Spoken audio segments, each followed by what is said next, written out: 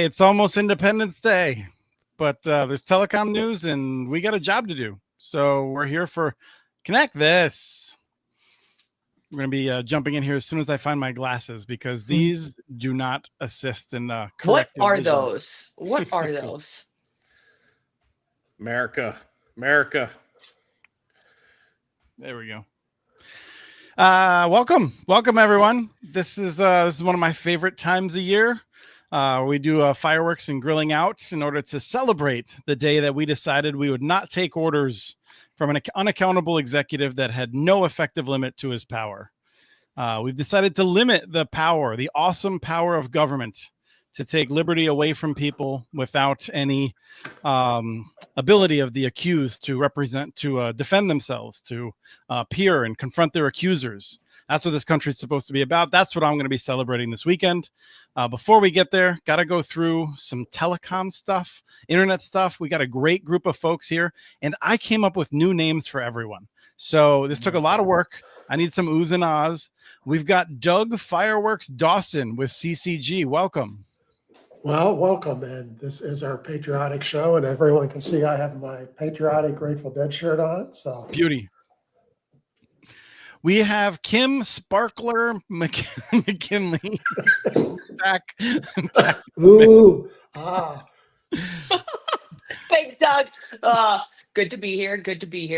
Thank you, Mr. Mitchell. I thought you'd approve of that more than Kim Hot Dog McKinley. So you're welcome. Okay, thanks. We've got Travis Company Picnic Carter from USI Fiber. Welcome back. Well, hello. You made a statement there at the beginning. We have a job to do. Are we actually getting paid for this? Because we haven't seen anything in 117 episodes. Yeah, it's the sweatshirt that he promised like 6 months ago. Oh yeah. Oh no, it's not 6 months. We're well beyond 9 months, I think. Yeah, Chris, can you talk to the powers that be and get this global raining under control here? I'm about to flood out over by our part of town, so please stop the rain. I will. I think I've already succeeded. If you look outside. And then finally, we have a special guest.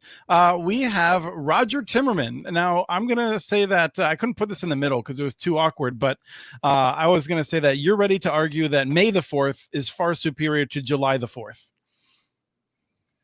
It's a big debate, an important one. But yes, Star Wars Day is the greatest day of the year. Yeah, thank you, because there's some people who are definitely scratching their head right now wondering what May the 4th is. It's a very important Star Wars Day. Roger's with Utopia Fiber, been there for a long time, and we're going to be talking about some tech that Utopia Fiber uses. We had a question from the audience, but I did want to start off with, I wanted Roger just to give us the very quick review of Weird Al with your children. Great, most amazing experience ever. How was it? Fantastic. That's the risk I have of like sharing stuff like that on LinkedIn, right? As everybody kind of sees the fun stuff, the personal side of my life sometimes. But it was connected with Utopia Fiber at the venue, so I had to make mention of that. But the show was fantastic. I was a Weird Al geek as a kid growing up, loving all the stuff, driving my family crazy with it. And then now my kids are doing the same to us. We're like, oh, not more of that Weird Al stuff, but it's so much fun. And the show is fantastic. If he's in your area, I'd highly recommend it. He puts on an awesome show. It's kind of like a greatest hits tour as well. So sometimes you get some variety, but in this one especially, it's all greatest hits. A lot of fun. I've been prepared to argue, and I've argued that Weird Al is the lyricist of my generation. That there's no one better than him, and the people who disagree with me have left my team at ILSR. So I'm assuming those who stuck around still agree with me. Well, that's a statement, but keep going. I don't know. For your generation, you still got to think about Zappa. So, yeah. We are going to do a peekaboo. After we do that, we're going to be talking. We'll just update people briefly on what we talked about last week regarding the threat to 6 gigahertz. We are going to talk very briefly about the West Virginia thing, which was a very brief discussion where West Virginia considered limiting municipal broadband. But then we're going to dive into the future of active Ethernet technology that feels like it's kind of not growing in the same way that that others are. So talk about what the future of that is. Briefly, we'll talk about Virginia doing stuff with rights of way and the railroads. And something that I thought was pretty cool, a bunch of statistics and information, because who didn't come here to hear statistics and information? I'm just going to read it verbatim in my Ferris Bueller voice of who's the teacher? Ben Stein's voice. We're talking about that a little bit. There's been some news crediting Jericho Casper in at Broadband Breakfast reported on a pretty interesting story about Leo and tech neutrality. And then we're gonna, if there's time, we're gonna weigh into a little bit of Doug's take on the BEAD changes that he highlighted, and then we're probably gonna be rushing out of here to go very safely celebrate the festivities. So I encourage everyone to incorporate safety into their weekend. With that, Rye, let's do the peekaboo. What do we have to, I guess we're going to be, before we get to me reading statistics, we're going to be reading this. My huge family has a tower lease on our mountaintop in Northern California, 100 miles northeast of San Francisco in the mountains. We both have our own little tower, which has the sheriff and fire, school district, local broadband, and then there's a big tower from American Tower with all the big carriers on it. Each of them has their own long-term lease with an annual accelerator percentage, as does American Tower. The accelerators range from 3 to 5%, with the more recently renewed ones being 5% since inflation has been high. So basically, we're talking about the prices that people are paying on their annual fees. American Tower just sent us a letter preemptively to ask us to lock in a new 25-year lease, even though the current tower has another 8 years. They're offering two options. One, signing bonus of $10,000 with an annual accelerator of 10%, beginning in 8 years with rent and the current 3% annual bump staying the same until then. The other option is a signing bonus of $15,000 with a 5% annual bump starting in 8 years, rent staying the same until then. I'm thinking of asking the following, knowing we won't get it all, but it can't hurt to ask. Thoughts or experiences? What do you think? 30% increase to current rent, 2% annual bump starting immediately, 10% annual bump starting in 8 years, signing bonus of $35K, or various protective clauses about early cancellation, first right of refusal, etc. I missed most of that because I was too busy trying to read. So I'm hoping that Doug or Kim or Travis has something to say about that. All I can say is obviously pretty lucrative to have a tower on your property. I'm amazed about all these numbers. If you have a tower, what do you pay? Like, what are your operating expenses? Just making sure it doesn't fall over, basically, and clearing brush and debris away from it to keep it from burning? As the power owner, you have to pay for the power, and you have to pay this kind of stuff for land, which is why a lot of tower guys buy the land. They don't have to go through this nonsense. But wow. But yeah, there's not a lot of maintenance unless something goes wrong. It's never hard, like it's never a bad idea to ask for what you want. Let's see what they come back and negotiate for, right? Because I think this person, whoever it is, saw something that was very interesting, is that they have 8 years left on their current lease and they want to renew for 25. So that gives them a little bit of more, from a perception angle, that they have a lot more power in this negotiation contract. All right, so here's my take on it. We're missing a crucial data point, which is how much are they generating currently per month or annum in rent. I would tell them, I tried to play this game one time. American Tower isn't going to budge. They'll move. So they would rather spend the CapEx to move to your neighbor's property, and you'll never get them back. So right. This, I don't know, number two seems like a gift to me. And to lock them in for 25 years, that seems like a gift to the property owner. And my assessment is they probably have to do very little of anything. My question is, Travis, why would they want to renew for 25 years when you have 8 years left? I'm guessing American Tower is trying to tee up to sell.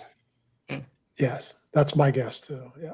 Yep, and a potential new investor will come in and review all the contracts, and if they've got a bunch of 25-year contracts, the equity value will be higher than if they have a bunch of 8-year contracts. Again, I'm just guessing. That is super helpful. Well, I mean, just like there's a lot of that I don't understand. Go ahead, Roger. So on the other side of it, American Tower sells leases to tenants on 10-year and longer terms, right? So I've been on the other side of that and done a lease with them to put equipment on the tower. Well, how can they guarantee you've got 10 years with them if they don't have 10 years with the property owner, right? So Yep. they're up against a wall if they only have 8 years left. They need to get longer so that they can continue selling to people on 10-year agreements. And they may even have one of the carriers asking for a 20 or 25-year lease, possibly. So, yeah. Yeah, I think this is a gift, especially if you're out. It sounds like this person's like out between nowhere and nothing. I mean, it sounds like a gift that just keeps an annuity that keeps ticking. Yeah. I'm going to guess this tower is not just a cell tower. It's used for microwave to get over the mountain, probably. So, yeah. Yeah. Cool. Thank you, Rye, for suggesting that. That's a interesting conversation. We never got into the tower space before. We learned something really useful. Chris can read. Hey. and we should caveat all this. This is just us assuming. So we're by no means tower experts. He could have memorized it. You're right. Yeah. I thought he mememorized it, Doug. I encountered it at the same. Rye's out there to sabotage me. He gave me no warning on this whatsoever. The Senate bill passed. We talked about that last week with Senator Cruz aiming to try to ensure that parts of 6 gigahertz were sold off to AT&T or others. That language was not included. The Senate parliamentarian, because of the method that was used to pass this bill through the Senate, stripped out a lot of policy issues. And so the FCC will be deciding what it is going to be auctioning, I believe. I don't know exactly what language still was included, but the general threat seems to have receded and will then be a fight at the Federal Communications Commission over which bands of spectrum to go after. And to recap, Travis had suggested before, government and Department of Defense have a lot of the choice spectrum, and we're hoping that that some of that will become available and shared in some way. Go ahead, Doug. This battle belongs at the FCC. That's what their major role is taking care of frequency, and Congress should never have been intervening in it. So that's perfect. Yeah, I agree. Because when it's at the FCC, they will get fights from all parties, and then they can decide. So, West Virginia briefly thought about. Someone had a hearing. It wasn't like a law was pent up. I think it was more like an information hearing in which they talked about whether they wanted to limit community networks. Kind of came out of nowhere, I thought. I wasn't sure if Kim, if you'd been paying attention to this at all. I watched a little bit of it. Go ahead, Christopher. Keep going. I didn't watch any of it. I watched some of the main one a few years ago. I referenced this recently, which was so incredibly dumb that even the person that presented the bill on behalf of the telecom companies that would have stripped localities of their right to make these decisions, by the end of the hearing, he was saying, I don't even know if I support this. And I think this hearing kind of went the same way, where you have people coming in and they're like, why should government do anything? And then by the end, they're like, oh, right, some places don't have any internet access or they're over a barrel and they need to have some negotiating power. And so the common sense prevailed, I think. Kim? Is there any community networks in West Virginia today? I don't think there is currently. There had been one, a cable network, I think. There's some people working on it. Yeah, I think there's some people working on it. Yeah, like that are out there who are trying to do some great initiatives to make this happen. Does it get executed? Who knows? I think that the thing is I think there doesn't need to be control, but we just have to make sure, like, if we're like, I don't think these laws should come into place for politics, but we want to make sure everybody's protected at the end of the day. And that's all I think is the best way to do it. I don't think this is to legislate things. I don't think is the way to do it at all, personally. Yeah. Plus, the last time I looked in West Virginia, there may not be that much need for it. Pretty much every town with more than 1,000 people has fiber already. Now the rural areas have nothing, but the towns, I think West Virginia, I think West Virginia's done a hell of a job of getting connectivity throughout their state. And there are some big advocates who are pushing it there. And I mean, you even have Suddenlink, who's doing some more deployment in West Virginia. So I think but I mean, Doug, I think it comes down to, are the communities under 1,000 getting connected, and what does that look like too? I don't know if I consider more Suddenlink to be progress or a step backwards. It sort of depends on whether you've had to deal with them before or not. West Virginia has had Suddenlink, and it was actually really good when I lived in West Virginia for a hot second. You talk to people in North Carolina, which I know you pretend to have ties to, Kim, and Suddenlink. I was born in North Carolina. I know. Talk to folks in your birth town about Suddenlink. See if they've had to do with it. Fair enough. I wonder if they have a plaque there for that. So. You know what? We should, Doug, let's take up a collection and see if we can get one. And We put should. a plaque there. I will get you a plaque sooner than I'll get you a shirt. I'll tell you that right now. right on the city hall. Thanks. West Virginia had wanted to go with co-ops, and I always find it fascinating. West Virginia has, I think, no electric co-ops and one or two telephone co-ops. They have one electric co-op. Oh, they do. Co-ops. Yeah. Okay. That's it.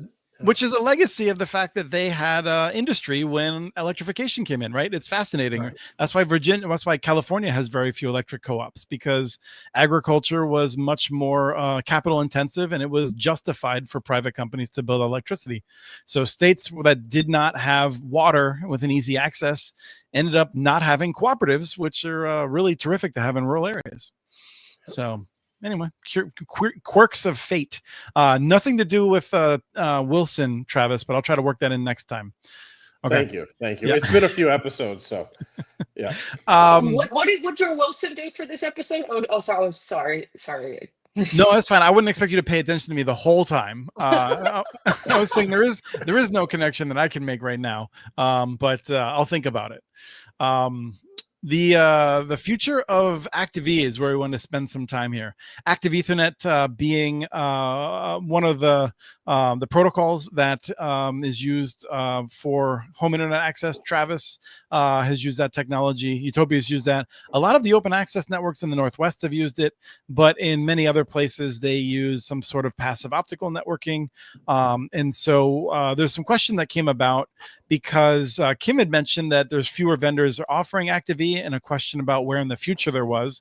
One of our listeners then dug around on the Utopia page and saw that last year Utopia went to market to solicit bids for the network electronics, and was curious if Roger would want to share anything as to like what resulted, and then we'd have a whole conversation about vendors and this technology. Roger. Well, so yeah, it's an interesting question. There's a lot of elements, right? I mean, the world runs on Ethernet, like is by far the most prevalent connectivity, other than maybe like cellular, right? Because you get a lot of devices in cellular networks. Roger, hold on a second. Sorry. I just learned this too. I learn all kinds of things constantly, and that I pretend I knew before, but passive optical networking has Ethernet underneath it, right? It's the Ethernet protocol that's tied in there as well. Is that right? Is that wrong? The device will have Ethernet on the end of it, but the upstream connection from it up to an OLT is different. We've got different frames, different protocol running, right? I have to go back and look at who told me that then. Yeah. So it is not Ethernet. It's Ethernet can get encapsulated into that and sent across, if that's fair. I mean, really, you're talking TCP/IP stuff that's getting reframed and sent across PON, but it's not Ethernet. Okay, ignore me. So you basically have Ethernet in the core in every network, and then it goes out, and then for this one leg in the network, you're trying to make some use of splitters and basically PON technology to decrease your costs to get from your hut or cabinet out to a home. So really, I think there was probably a conversation a while back where you had the cable industry saying, okay, how do we take all the worst parts of cable and put that into fiber, amplifiers and splitters and sharing and all. They said, okay, we'll take fiber and we'll put splitters and we'll put amplifiers and all this stuff, and you'll have little cabinets with all this stuff. I think you're a little bit over. I mean, I don't think there's very many amplifiers in these networks right now. Yeah, but they do have to deal with light levels and make, because if you're too hot, you can run over, and so sometimes they'll put attenuators in there to pull the signal down. If they're, there's none of that exists on a point-to-point network. You basically just I've got a 10-kilometer range, I've got a certain amount of loss I can take, and it's well within just a normal connection. And so people running point-to-point networks don't even think about light levels in most cases, right? Unless they're troubleshooting a problem. The main benefit of PON is basically you've got these bigger cables where you might have 800 strands, and they're never using these, right? They can go out there and say, I'll go out of my hut with a small cable and then I can split that out into a cabinet that then splices out and connectorizes out into every individual connection to the home. But it's really not that bad. I mean, when you look at one of our facilities that may support a few thousand homes, I mean, we're only talking a few of these cables, right? It's not like massive amounts of cabling and whatever. So some people criticize point-to-points because they're more expensive, but I also save money on the electronics. I save money on not having splitter cabinets. And so it's pretty much a wash, to be honest. And in fact, we look at other networks even here in Utah where they're like, we're going to save money by micro trenching and doing PON. And then we look at it and say they spent 30% more than we spent, right? Like, so it really isn't a huge saver in money, but there are some advantages, deployment advantages. So anyways, sorry, if you can, Travis made on that point, Travis, the hut that I visited in South Minneapolis, I assume you have like what, 30,000 homes on that, 20,000, 50,000. I don't know. Yeah. So our model might be different than Rogers. So we'll put like 30 to 40,000 strands into what we call a CO, central office that serves the neighborhood. But if you have, that's just the way it is here in Minneapolis, because there's not a lot of real estate options. In our deployment in Wisconsin, we do more kind of what Roger has, where we'll have smaller huts around that serve a smaller number of folks. So I'm going to answer your question with it depends, but yeah, kind of where you're at. Doug, you were leaning forward. I always lean forward. I'm sorry, I wasn't paying attention to you, Chris. The hat's just throwing me. So this is the U.S. Women's National Team, by the way, just for people who aren't recognizing it. Go ahead, Doug. Probably the longest term benefit upon is I can go to any edge of the network and I can start a whole brand new network that goes for another 100 miles. I mean, it's way less construction to expand if you're in if you're in a county where the growth is going to go crazy in the future. You know, it's much more expensive to update an active Ethernet. That's the only real cost advantage. The original construction, Roger hit it on. It's not that different at all. So, there's pluses and minuses, but the number one reason anymore to do it is all the research and development is in PON, and there's nobody doing research and development active. It's kind of been sitting there for a long time. So, but I don't know. Does it need to get better? It seems to work. So. Yeah, see, and I'd argue a little bit. I mean, PON has always been chasing Ethernet, right? I mean, we had 100 gig Ethernet 20 years ago, right? Like, yeah. So PON, has come along from BPON to GPON to XGS, and it's like, well, hey, with XGS, now finally we can sell an 8 gig service to an end user with a realistic oversubscription combined. Okay, well, now we got 25 GPON. It's like, well, we've been running 100 gig, and I mean, I've got a 400 gig customer we connected this year, right? And it's the same fiber, the same stuff, just faster ports. But PON networks for every neighborhood put in a few stray strands that could be used for active Ethernet. So they've always had that capability. So, yep. Yeah, well, there's been the capability to bypass the PON in order to provide the bigger capacity on Ethernet, right? But my point is, Ethernet was there generations before with those capabilities. So there is zero technological disadvantage to Ethernet. In fact, it has every advantage. It's only the physical asset of fibers and strands where you're trying to save some money on splicing and construction.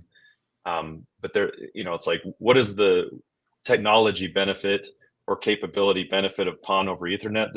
There's zero. In fact, if anything, there's some disadvantages because you have time division, which introduces jitter, and you have some reliability issues. You can have interference and other things from end users. So there's pros and cons on both, but there's not. Again, I just want to make that point. There's no technology disadvantage because Ethernet is not built for fiber to the home. It's built for everything. It has far more flexibility. The protocols and speeds and everything are way beyond what's needed for fiber to the home. What we do is we have this subset of features where we say we're going to use Ethernet protocols to deliver service all the way to the home. And a lot of people refer to that as carrier Ethernet, where you're like, this is for businesses, right? Where it's like, we have Ethernet that's this whole set of features and capabilities, but there's specific features we need in order to deliver a reliable telecommunications service, and different standards for reliability and features that define a carrier Ethernet. We just happen to do that for every single residential connection. So every single connection in our entire network would be considered carrier Ethernet, which is awesome because I can do lots of cool stuff with that. The burden with that is I've got to have network engineers who deal with that, right? I don't have a vendor out there who's like, hey, I have an Ethernet platform I want to sell you with software and configuration and automation and all this other stuff. Ethernet's largely been commoditized. So the Ethernet companies, the big companies like Cisco and Juniper and those, they're focusing on high margin markets like data centers and things like that, right? They're not like the margins are razor slim in fiber to the home. So they're focusing on that. So we're out there and say, hey, we need a device, we need an Ethernet switch to put in a house. Nobody really cares. So we put out an RFP, and some of the telecom companies that focus on these devices, they love PON because there is a still margin there. Like they charge a lot more money for PON gear than Ethernet gear. So there's attention and focus from the few vendors that focus on PON versus the entire ecosystem of Ethernet. So it puts a little more work on us trying to find good solutions. It's like, well, there's fewer companies out there who are pitching their Ethernet product to fiber to the home entities. And it's not so simple as like, hey, I'll just go grab something at Best Buy. It may have the ports I want. I also want something that mounts nicely on a wall. I want something that's got like a nice little fiber tray here, right? And you're not going to get that from like Cisco or some of these other networking companies. And so when we're like, yeah, we could make those work from a technology perspective, but if I really want something that integrates nicely on the wall with a fiber tray, that now has taken my available vendors list and shrunk it down to just a few. So like, are there lots of options out there? Yeah, kind of, depending on how picky I want to be as an operator. Like if I'm going to deal with the fiber tray and this other stuff and use just a commodity Ethernet switch with the right features I need, there's probably 20 plus options. If I want somebody to sell me something that has a nice little bracket and is designed for residential installation, and I don't have to worry about how that gets managed, I only have a couple options, because there's only a few of them willing to put the work into that custom type form factor for residential homes. So, I mean, the main point is we're not up against a wall. Like it's not like we're frantically like, there's nobody who's willing to make a device or sell us something, but there are limited options that really are clean and nice as far as a residential installation. When we first deployed 10 gig though, we were using like a business class switch in a home to support that 10 gig switch because there wasn't a 10 gig thing like this. This is 10 gig, by the way. So things have come around.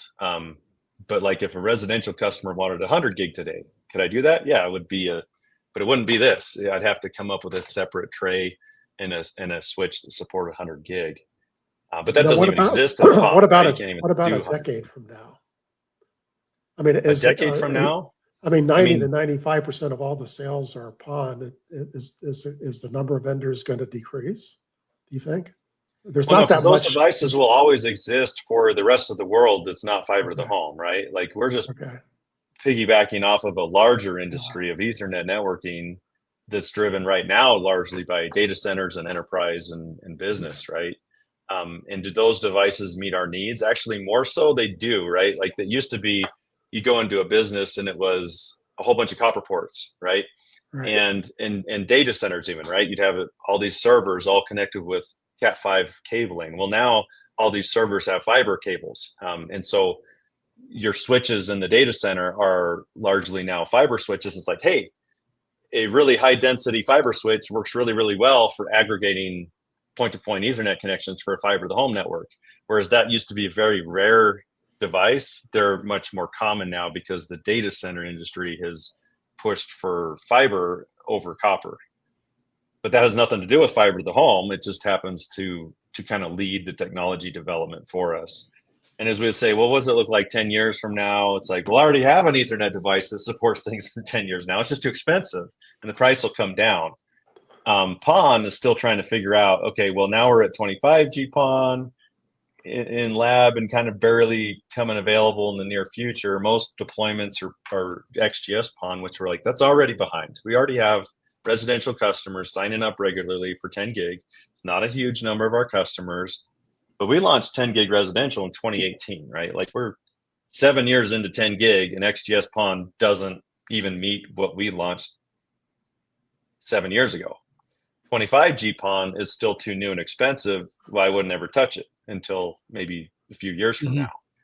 By then, we're probably having launched, 25 gig point to point or 40 gig point to point or something like that. I mean, we already support 25. I've got tons of 25 gig ports just sitting there in my huts, not being used.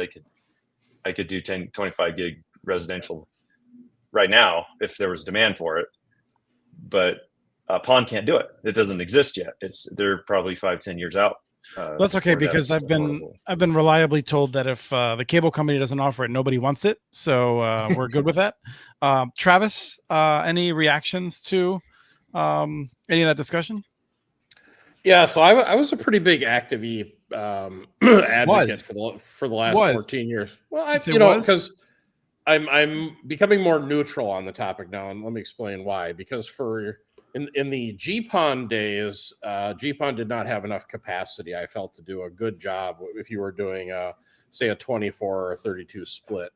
XGS PON, 10 up, 10 down, pretty good for your average use. Because remember, for years and years and years, we've had our demands have exceeded the technology, right? We needed more capacity. For the vast majority of people now, 1 gig up down is satisfactory to their day in and day out need. And honestly, unless there's a significant application shift over the next 10 years, that needle may not move that much. It'll move a little bit. I think, Doug, you come out every year with a report on that, and we see it bumping 10, 15, 20%, but there's still a lot of headroom on gigabits. Yes. So I guess what I'm starting to champion, because here's the fundamental problem. Well, there's a fundamental problem with both of them. XGS PON, I will say, is more difficult to administer, and you're in that ecosystem now. That's what you got. You got 10, and that's what you have. Where to Roger's point, you could grab a couple 400 gig BiDi optics, and you're off to the races, right? It's pretty easy to upgrade Ethernet circuits. Now, that being said, when you have a fiber cut, especially on a backbone cable, GPON or XGS or PON networks in general are pretty darn easy to get up pretty darn fast. But somebody gets into one of those big cables, it's a fire drill. When you're talking about this is not fun to fix. Yeah. That's even smaller compared to what Travis has. The Yeah. So we're running like 1728s and things like that. So there's the practical repair side of it, but I will say Ethernet is my favorite because it's so boring. It just runs, it works, you have no drama. The protocol is clearly debugged. XGS, it's decent. It seems to work okay. From the major vendors, and I hate to say this, but some of the tier 2 vendors still have some work to do. But if you're doing like a Nokia or a Calyx or an Adtran, you're pretty safe. But it's so what we're looking at now is a hybrid where you'll do like a 1x32 split for a few homes, but then if we have a high consumption user, we'll migrate them to Active E. That's kind of how we're seeing it, because I don't know about you, Roger. I mean, we're only a few % of our customers that take 10 gig, and that's just kind of where we've been sitting. We haven't seen a big uptick in it. 2.5 gig has been very popular. 1 gig is very popular. 10 gig less so. So Travis, that's my long answer.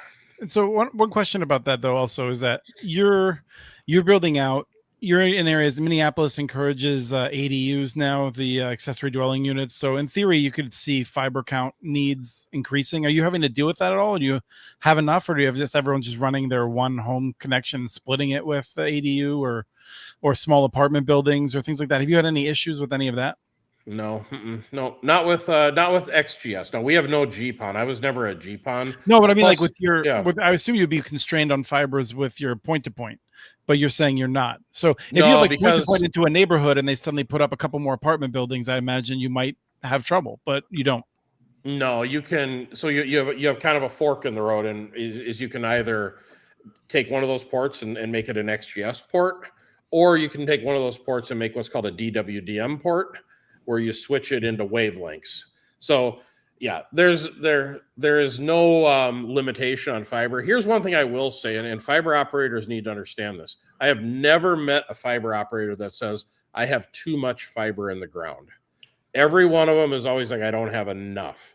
So these guys that are putting in just what they need because they're trying to do it as cheap as possible, they are the ones that are going to have a problem long term. At least, here's the metric I use, and this was about 2 seconds of debate.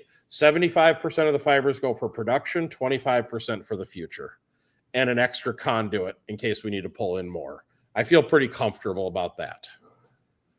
I want to make sure, Kim, is there anything with all this discussion that you wanted to either comment or ask?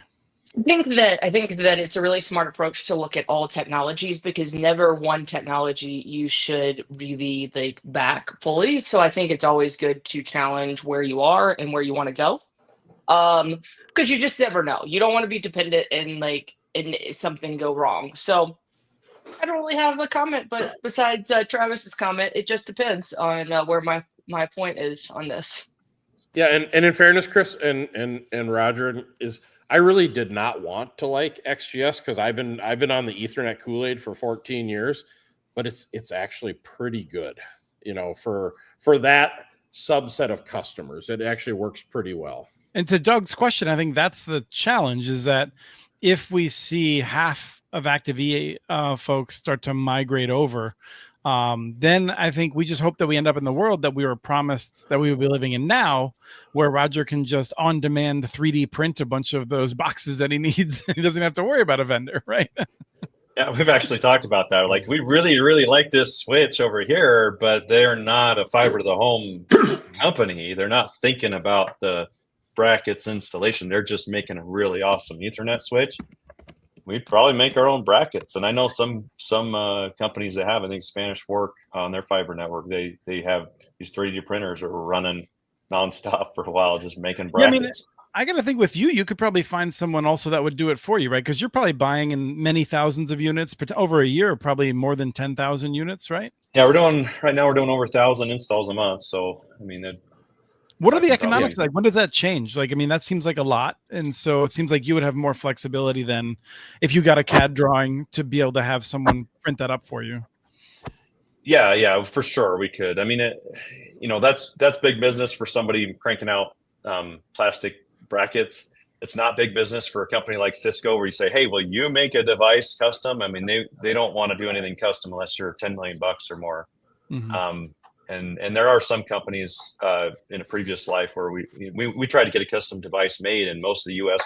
based companies told us to go fly kite, and we were able to find other companies that could come in and build a special network device for us with a commitment of $1 million or $2 million, right? And so we're not quite at the volume where we get to dictate to these companies what their product line is, but we could certainly do brackets. Well, that's interesting because we in our active Ethernet environment, we've been running it for about 10 years. We had a custom built switch for us, and with a bracket and an enclosure and everything, and we still run that to this day. So it's interesting that but that overseas, you have to go to. I mean, Yeah. We get them built out of Taiwan. So if you have there's no way you get them built here in the U.S. No way. Now it's interesting how the industry's changed. I mean, I started in the old days where everybody got custom solutions, and the reason we could do that is every neighborhood had 3 machine shops in it. And you just go down and see Joe at the machine shop, and you go, "Could you make me 500 of these?" 3 days later, they'd be there. Right? They're gone. I don't think I could find a machine shop in 1,000 miles from here. So that industry died. But, that was the good old days when America did make those custom parts. It was really awesome. So, yep. Now, Chris and Roger, I will say this though: if you're overbuilding a PON network, going active E gives you a marketing advantage and a leg up. So if you already have if you're going to go battle somebody, it's real easy for people to understand. I get my own fiber. I don't share, because they've grown up with sharing their copper coax cable with their neighbors. Yeah, no, I appreciate that, Travis. I have a little bit of I don't know if Kim will respond to this. Like, I feel like that to me sounds like a little bit of a technical person thinking about things, because having an inferior network has never stopped Comcast from saying they're the fastest in town and they're the best. And like these things often have very little to do with reality. And marketers no, Ruben, matter. I was waiting Marketers for you. Oh yeah, matter. no. But you have to have matter. a differentiator. Because like, this is where I say what's happening in this industry is changing very rapidly. People are playing defense instead of offense, and you need to play offense to make sure you get the customers. Like, I'm hearing all these things like, I don't need marketing, I only need door-to-door sales. Tag does door-to-door sales every day of the week. But I will say this, if you don't have the take rate in the first 3 years, then door-to-door sales like might not matter, because now you're playing defense of trying to get to the door-to-door sales up there. You want to play offense of making sure, and that's some of the technology discussion, what you're talking about, Travis, on that front, is making sure that you can get those first adopters, even if they're technical, Chris, instead of the later ones, because those are going to be the harder ones to capture. Yeah. No, this is where Travis is weak, is that, he tries to be honest, and it's a foolish endeavor, Travis. Well, no, but it isn't, because there is one significant flaw in all of the PON networks. If you have to take down something for maintenance, you're going to drop 24 customers versus dropping one. Right. And now, you remember what happened when we had an outage for 10 minutes at 3 a.m. and people lost their marbles. From a marketer's perspective, you might want to stop talking about this outage you had once for 10 customers, Travis. He not only talks about it, he talks about it where it's recorded on the internet. So yes. Go ahead, Roger. Well, I want to ask this question after Roger goes. Yeah, I want to bring up one more point that I think is important relative to active Ethernet versus PON, and that is based on our customer at Utopia. Now, I say it that way because we're open access, right? So in an open access scenario, I've got a third-party ISP running on my system. And in a PON scenario, that service provider is on a network, and they know that their customers are sharing capacity with their competitors' customers, right? And now, granted, as the network operator, you could say, I'm managing over subscription rates, and I promise you it's not a problem. But by the nature of the architecture, every last leg is dedicated on an Ethernet system, and those service providers are getting a carrier Ethernet circuit to every single one of their customers, and have a much higher level of confidence that they're getting that gigabit or 2.5 gig or even 10 gig 24/7 to their customer, versus, boy, I sure hope my network's not congested, and I don't know. And so that reliability and tier of carrier Ethernet service delivery to the third-party ISPs on an open access system is very appealing and attractive to them, versus being on that shared PON system. But I challenge you, Roger. Who cares? The city, the consumers, or the ISP, who? right? Like, and I think that's where you have to do education, right? They care, but does the end user really care? Like, do they know what's happening? Like, do they know the education that's happening there? Right. I mean, if they get gigabit 95% of the time, and the other 5%, they only get 800, do customers really care? Right. So. Yeah, I wish I could capture it more, like, because we hear it a lot. We're like, okay, you got people on the competitors in our area, and they're like, yeah, it's my gigabit connection's gigabit during the day, 10 o'clock at night, my gigabit connection is 200 meg. I'm on fiber, it's a major carrier. Why is it 200 meg at 10 p.m., right? And we'd all say, well, that's because of congestion and oversubscription and blah, blah, blah. And a point-to-point network wouldn't have that. The customer doesn't know what any of these terms are. They don't know what's happening. And so how do you market, to Travis's point, like, well, you overbuild a PON network, you say, we're not going to have that situation ever on our network because we're a point-to-point network, but you've lost them at point-to-point, right? It is difficult. It's difficult to market and express the benefit of an Ethernet system over a PON to an end user, because they're just trying to run Netflix. Well, I think an ISP cares about that. But Yeah. so that's what I want to. That's what I want to get at. Is that like one of the things that I think, and this gets back to what Kim was saying also. But like my impression is that on an Ethernet network, the ISP that is delivering the service to the customer using the Utopia facilities on Ethernet, I think they have more visibility into what's happening and what's going wrong than they would on a PON system. And that may not matter which system it is to the end user, but if it results in better troubleshooting and fewer problems, then that they do care about. Is that at all accurate? Or am I just out in the woods again? You're kind of you're kind of okay on that. A Yeah. good Yes ISP and is no. not going to have a good ISP is not going to have a PON network that slows down to 200 for a gigabit service. They've mismanaged the network. That's an extremely badly oversubscribed network. So so that can happen, but good guys never would let that happen. So.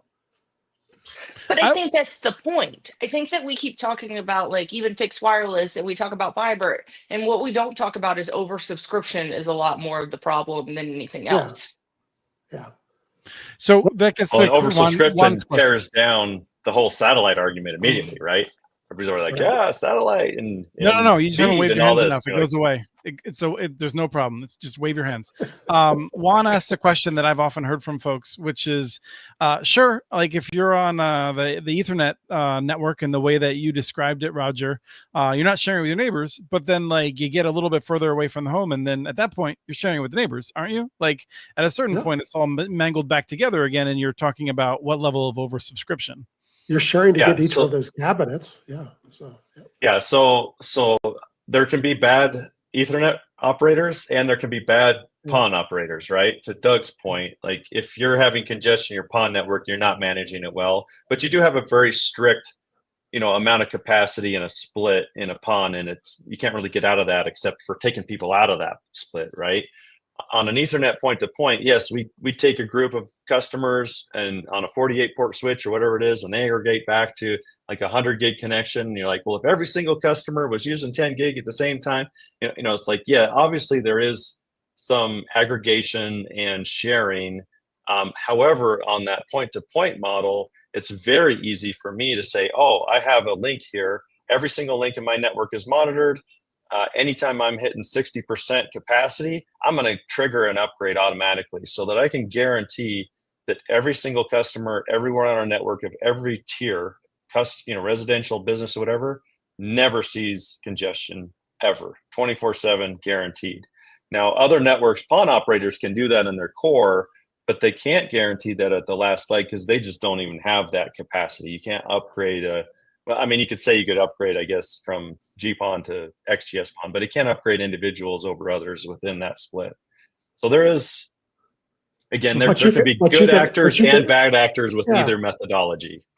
But you can move a heavy user or two out of a PON into a different one. I mean, there's easy Yeah, well, the ways to do solution, it. it's funny to me because like the solution to solve the problems in PON is to move them off the PON to their own Ethernet. Yeah, I know. Well, or to, Okay, we're I think gonna- you're proving my point. or to a second PON. Yeah. We're gonna draw to a close. Any last comments? Well, it brings up an interesting conversation we should maybe touch on down the road. We never talk about all of the back office stuff that goes on in running a proper ISP. I mean, and this is the one big significant problem small ISPs have is they simply cannot afford to have enough peering to really maximize the end user's experience. So it might be an interesting conversation down the road because you live and die by your peering. Which I mean, I agree, but I think this comes down to who owns the networks, and are you looking at this from a capex or an OpEx perspective, right? Because a lot of them are just looking at how they can acquire these networks and sell them right now. So they're cheaping out on a lot of things, and they're not worried about what the operational costs will cost in 5 years down the road after they sell them. And a lot of them are way out in the middle of nowhere. So just even getting transit or transport back somewhere is cost prohibitive. Roger, thank you so much for coming on. I appreciate all your support and all the work we do, and wish you luck with moving on into California. You've conquered Utah, conquered Idaho, and all of Montana with those builds. So moving on to California, you're going to take over the whole West, I have no doubt. Well, thanks for having me on the show. Always fun to talk to you guys. LA's See you, really Rod. waiting for you. They're waiting for you in LA. Oh, Yeah. right, yeah, yeah, not Yeah. not just the rural areas. You can take over all of California, no doubt. Yeah. Good luck with that, Roger. Yeah. Yeah. We're going to talk about the railroads, and you wrote about this, Doug. Virginia placed what I thought were very good restrictions on the railroads in terms of capping their fees in the right of way. I have to say that, like, whenever you see a government program and they talk about a 99-year lease or something like that, you're like, why do they put the time limit on it? For this reason right now that Doug's about to talk about. Yeah.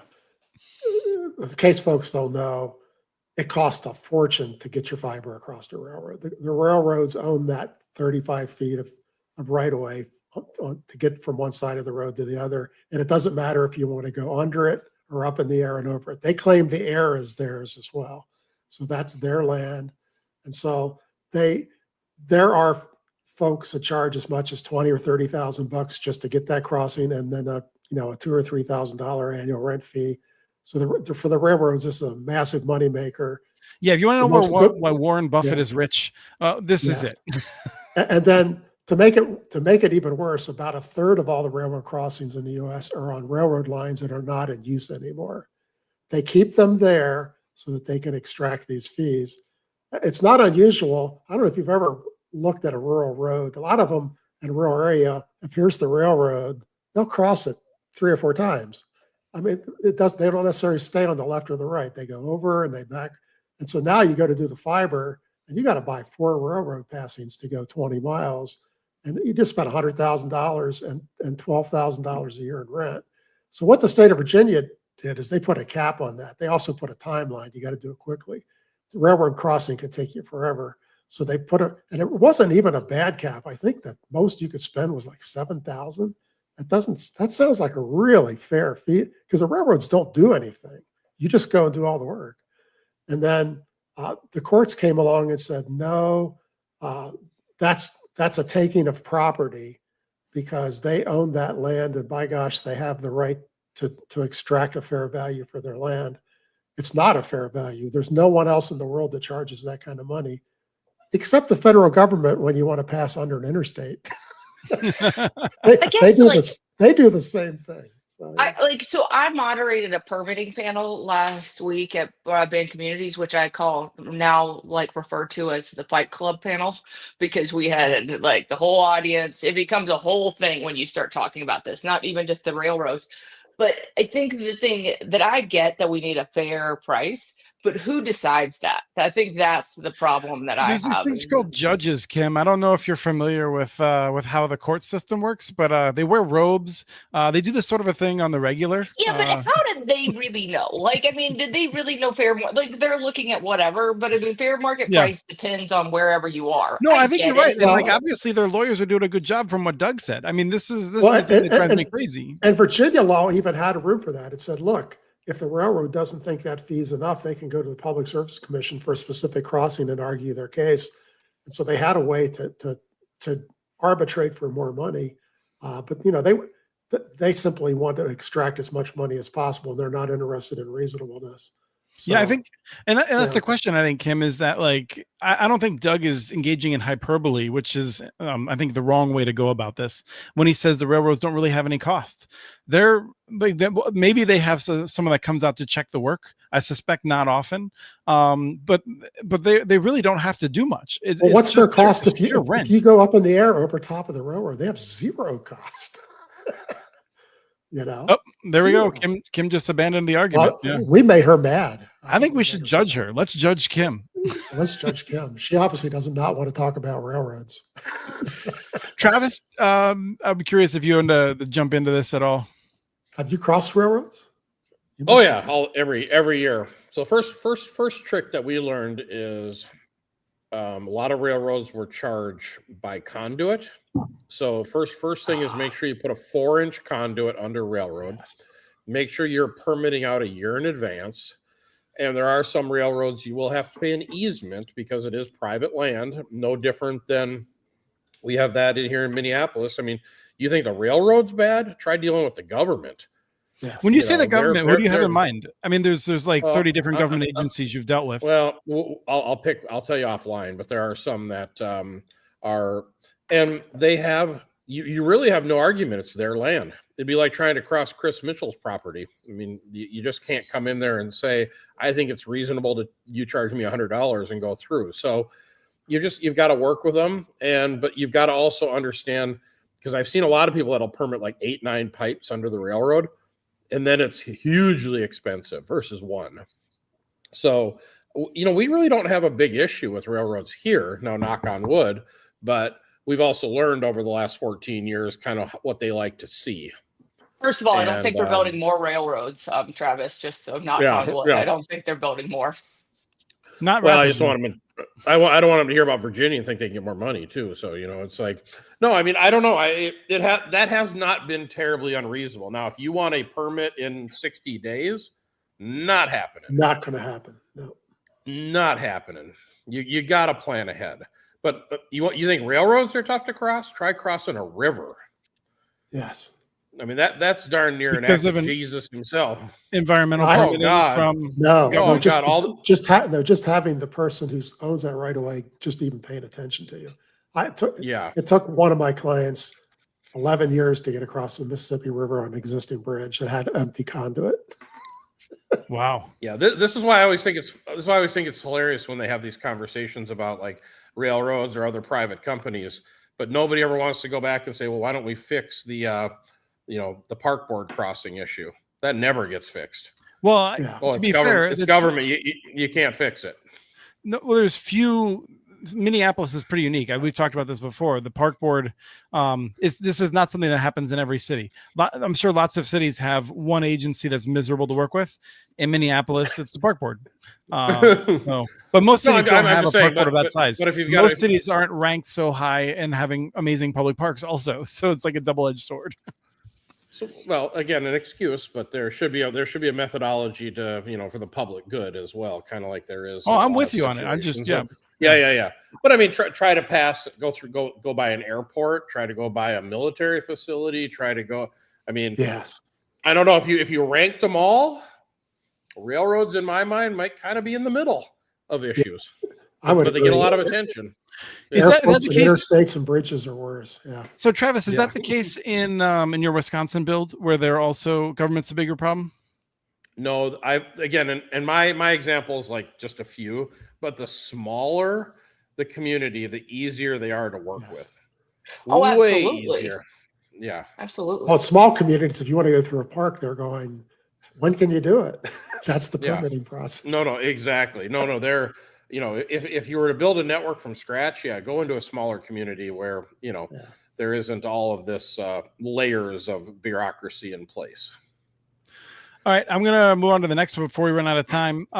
This was an update of what's happening with the rural electric cooperatives, who are not telcos, the opposite. And this report from NRECA, which drives me nuts. They don't just call themselves NRECA because it sounds awesome, but they don't. They call themselves NRECA, the National Rural Electric Cooperative Association. This is an article from Nicole Ferraro, who summarized this report, noting there's 240 of the member co-ops have deployed broadband. It's about 240 electric co-ops out of like 700 some. There might be some that are not members that are doing, but still it's like, I don't know, like 1 out of 2.5. So 2 out of 5, I think, are building fiber. I would have thought it'd be a little bit more at this point. A few stats. They have, among the respondents, they have an average net promoter score of 88. Kim, that's awesome, right? That is indicative in my mind of a ISP that doesn't have much competition, if any.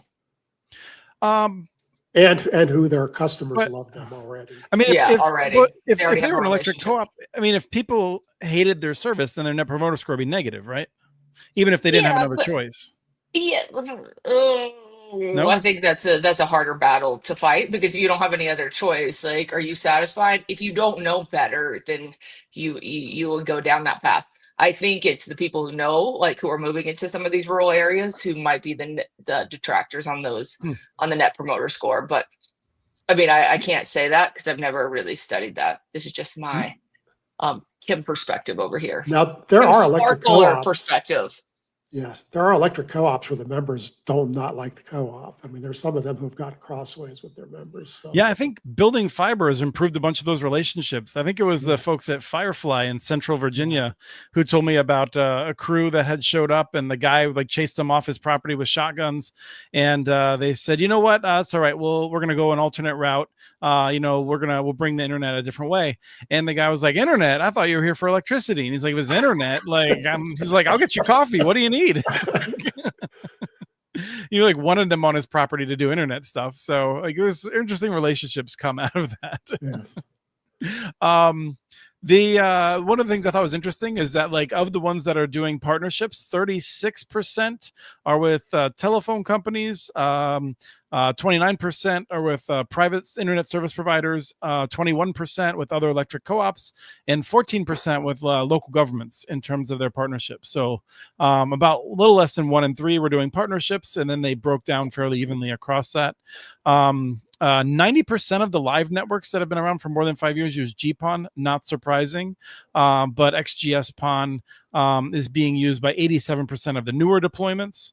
And then 84% of respondents say they received 2 or more grants. So grant funding has been essential for these electric co-ops to be building out. A lot of them through Reconnect, RDOF, and CAF2. So that's interesting. Yeah, it's surprising how many do not. I mean, I know areas where there's 5 and 6 contiguous who are not interested in doing it. So, yeah. Why aren't they interested in doing it from your perspective, Well, Doug? it's actually a pretty easy answer. If you've ever visited a co-op, their board is usually 85-year-old farmers. And sometimes those Retired 85-year-old farmers are super enthusiastic, and the rest of the time they are not. Sometimes they're like, "What the hell's the internet?" Right. And so also there's like this came at an interesting time. If the fiber build out began today rather than 15 years ago, tons more would be doing it because the Yes. general managers are all retiring. And if you're 63 years old, you don't want to start a 4-year fiber project if you're going to be retiring as general manager. And that's the other reason. That's the other reason I was going to give you, because the GM has to be massively behind it because he's putting his reputation and career on the line. If it doesn't work, he's gone. So, yeah. So. But it's a pretty big deal. And then everything that I've seen suggests that these electric co-ops are often offering, $60 a month as an intro, sometimes $50 for a few hundred megabits. Their best-selling tier tends to be a gigabit or even 2 or 3 gigabit. People were used to paying a ton for satellite that sucked before Leo, and so they're used to budgeting that much, and they want good service after so many years of not having it. So people are often willing to pay for the middle and higher tiers of service, from what I've heard anecdotally. I think When that you said- people when you who said, love Chris, their co-op service, usually for the most When you part. said, Kim, that they don't have competition, one of those many 700 co-ops is actually in the city of Salem, Oregon, the capital. The rest are in the middle of nowhere. Yeah. I mean, they are in the middle of nowhere. Yes. So. Right. I mean, you don't develop a co-op if you're usually in a No. city for the most Well, part. no, they weren't. But a bunch of the South Carolina ones now are like massive, Gulf communities. They're planned communities, and so they have some rural lands, but they can build quick in these suburban areas or the green fields that are still being developed. And so different areas have grown out. Like in Dakota County here in Minnesota, it used to be all farmland. Now it's half metro, and so Right. but it's still all electric co-op basically. Right. So, okay. Leo, Jericho Casper wrote this article that I thought was interesting, coming out of the Broadband Communities Conference where this was discussed. Friend of several of us, Angela Bennick, I think was bringing this issue up, that Leo, tech neutrality, there's no tech neutrality, that the BEAD new rules put their finger on the scale to make it easier for Leo than others, giving them the soft bigotry of low expectations, it seems. So, Kim, looked like you wanted to say something. I get it that there's a lot of opinions, and Doug, you probably have heard more than me of what's going to happen with this BEAD money. This allocation of where it's going is all across the board. A lot of them, I heard a lot of people who don't think that fiber is going to decrease in the of winning more than 10%. You hear some that think it's going to be like a 50 to 75% cut on fiber. I think it just is I think it's a wait and see game, but I mean, I get it. I get what you're saying, but I don't know if I totally agree with it. Well, we finally know how it's going to work. So let me tell you how it's going to work, story, because that answers, we still don't know the answer about the 10 to 90. Yeah. But what's happening now is the rules finally just came out very, very recently. The broadband offices can take every project and call it a priority or a non-priority. And a priority has to meet 3 rules. It has to be fast today, has to be faster in the future, and it has Sorry, to what does be fast mean? 120 today. It has to be That's whatever the slow today. broadband slow today. Whatever the broadband office thinks it has to do in the future has to be in there, and that has to support 5G and future wireless solutions. So any technology that can do that gets a priority. Fiber automatically gets it. Most broadband offices are saying satellite absolutely doesn't get that for 2 or 3 other, maybe all 3 reasons. And then good WISPs will get that. Some little not very good WISPs will not get that. But once you make the priority, that's when it kicks in about whoever has the lowest bid wins.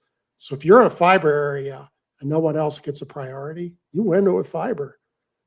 And so, but if you have a WISP competing or multiple guys, and then the non-priority areas are all just the lowest guy gets it. So now before you go on, okay. So what you're saying is that the state will determine the priority issue, and then Yes. Within that, fiber would likely win. If there's no other competition, it could lose to fixed wireless potentially. In some states, it might lose to LEO if they'd say that LEO is a priority. There's a state who gives them priority, but now So here's the real kicker. States will have some flexibility. I think some states are concerned whether or not the federal government will ding them for not making them priority projects. Am I understanding that correct too? Well, here's the real kicker, because here's the other rule that actually is the one that's going to decide how much fiber there is. NTIA just said earlier this week, they are going to pre-approve every single grant. And so they can come in and they can go, yeah, that was a fiber priority area, but I see that there was a WISP that offered half the price. You have to give it to him anyhow. They have complete veto power. They're going to decide who the grant winners are. And this is the killer. No, that can't be true, Doug. That is absolute. That is absolutely. I refuse to believe it. These people do not believe in government picking winners or losers. They would not do that to us. It's not possible to imagine. That's the rule they gave themselves this week. Nope. And it shocked the hell out of everybody. So that's the Our government isn't perfect. Is that what you're trying to tell me? Well, not as perfect. Not as perfect as the 4 of us. Not as perfect as the 4 of us. So yes.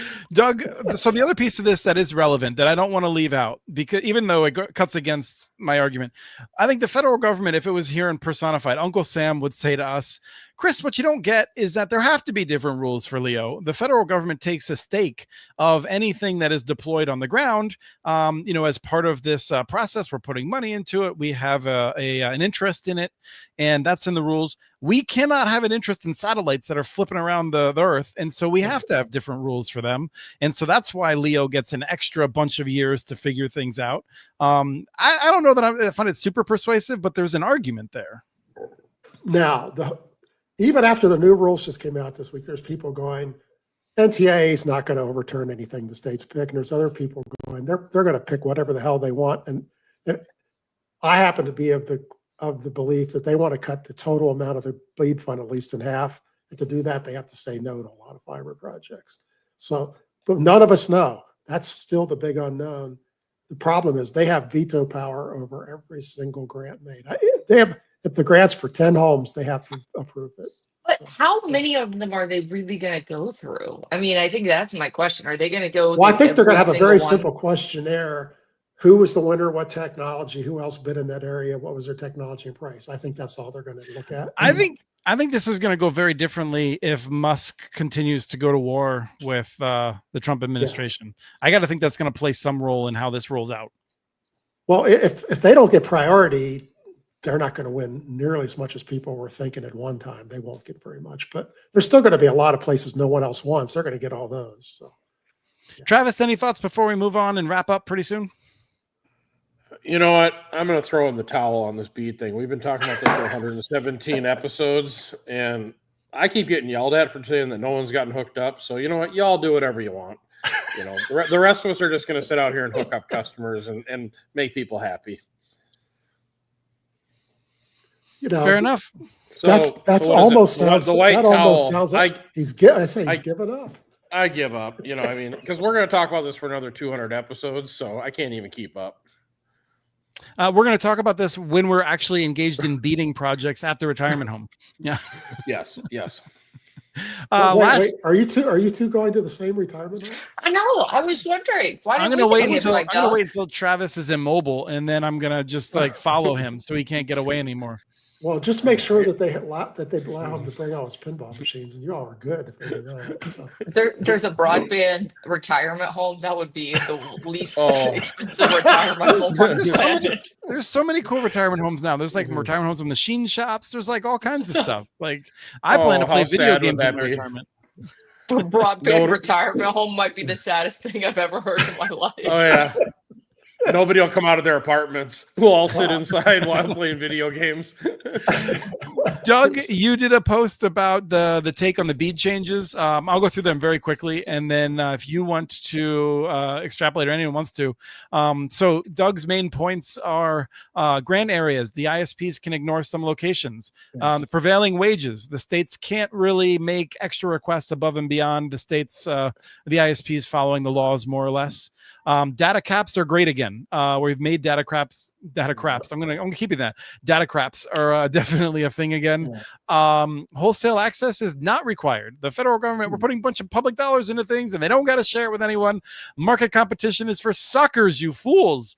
Yes. No new investment. Low service requirements are out the window. Whatever ISPs want to do is good.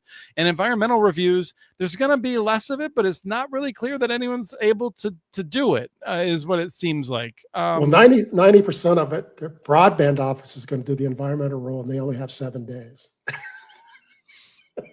And they don't know how to do environmental reviews. So Yeah. it's gonna be, I mean, this is one of those areas. So California just rolled back CEQA. I'll be curious to see. I think a lot of telecom was exempted from CEQA. I don't think everyone knew that. yes. That's their big environmental permitting thing. Some governments are doing better on permitting. Maybe that's something we can hope for in the future. Any thoughts on any of those changes? Anyone else? Travis exempted? I think it's just going to get the money out faster. Let's just be honest. I think that we are going to see our first bead connected home in 2025. At the end of 2025. I think so too. Yeah. And I think these reduction of regulations actually are going to facilitate that. And I will say it again. I think this is a big win for the Trump administration by doing it this way. I don't know what's going on with you, Kim. I'm going to send a welfare check over there later. You got Travis and I to agree on something. That's impressive. I think the most important one on the list for ISPs is there were states who were going to make you have a $30 rate. That's gone because that was just crazy. So yeah. Travis, you lost your enthusiasm along the way.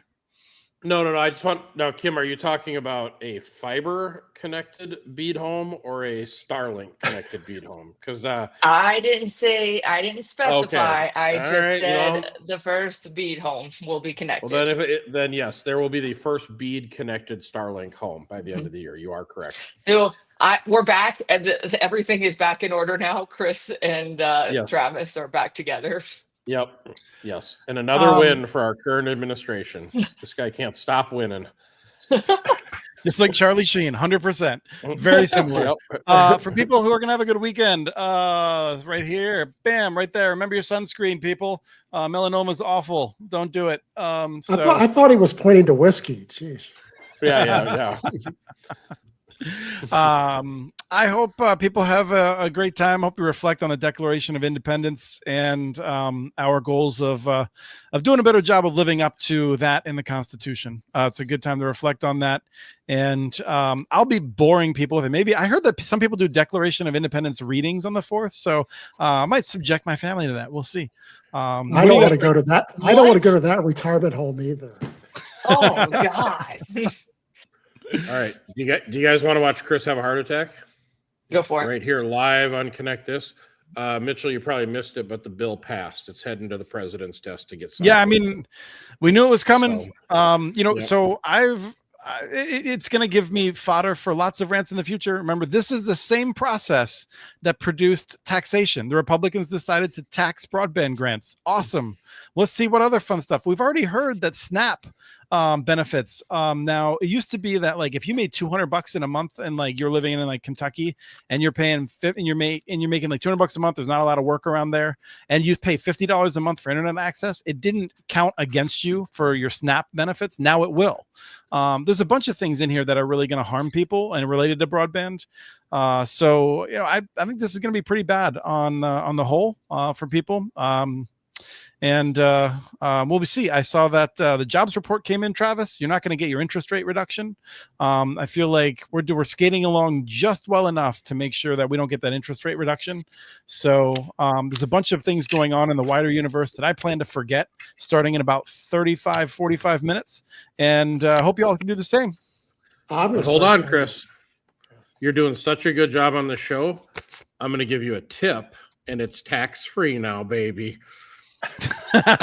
No, not till later. There's a break in. Yes. Oh, Hey, shit. guys, All right. For a very Take it limited back. period of time. But during that time, I All will right. take $25,000 in tips from you, Travis. Then you do not get this. I hope everyone has a good 2 weeks. We'll plan to be back in about 2 weeks and 1 day or so. And take care of yourselves. Don't blow off any fingers. And it's been another fun episode of Connect This.